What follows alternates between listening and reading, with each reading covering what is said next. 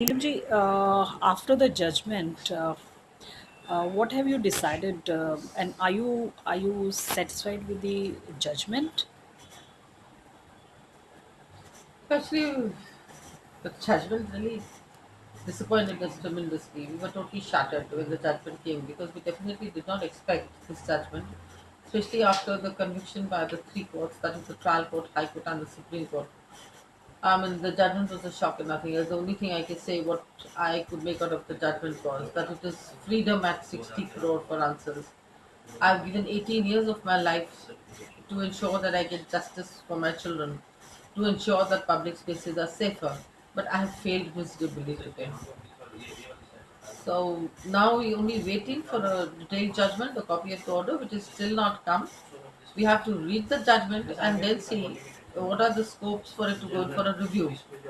So that's the alternative we have, which is remedy, which is available to us. Uh, uh, since you said that you're not satisfied and you were really shocked by the way the judgment was given, what are the avenues that are left for you? And because a punishment would have sort of sent a message to the society, uh, and the message should have been much beyond the tragedy what happened. It actually gives a message of fire safety norms, disaster management. What are you planning to do with on those issues? It's very sad because when we set out to do fight this case, it was much beyond my own personal tragedy.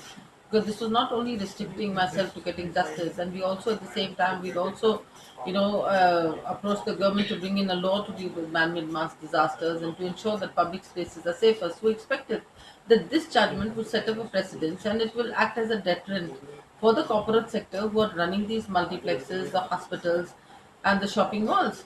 Because had these people been sent behind bars, I think other people who are running these places would have become scared. They would have, because nobody likes to go behind bars just because you're flouting safety norms. They would have spent that money and ensured safety for an armed army on the road for from whom they're profiting. So, but that ultimately has not happened. So I really don't know. I think probably in India things only work when there is a public outrage or something.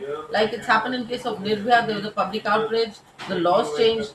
In case of Parliament attack, sorry, in case of 2611, when there are VIPs involved, then suddenly they come in with a new law like NIA. They even came up with a new agency like NIA.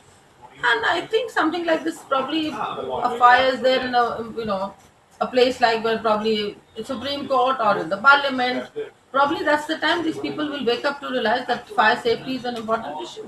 So, which means, do you think, I mean, this issue should become a people's movement? If yes, then what are you planning to do on that thing?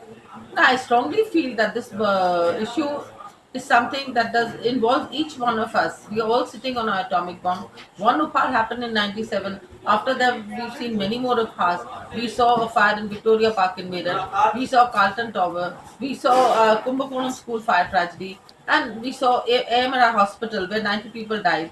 So it's not going to stop here. I'm sorry, and nobody knows who's going to be the next victim of a tragedy like this. So we should all be prepared, and like we all prepared for it. Safety. Like when one of the ministers died, NDA minister died, they made road safety an issue.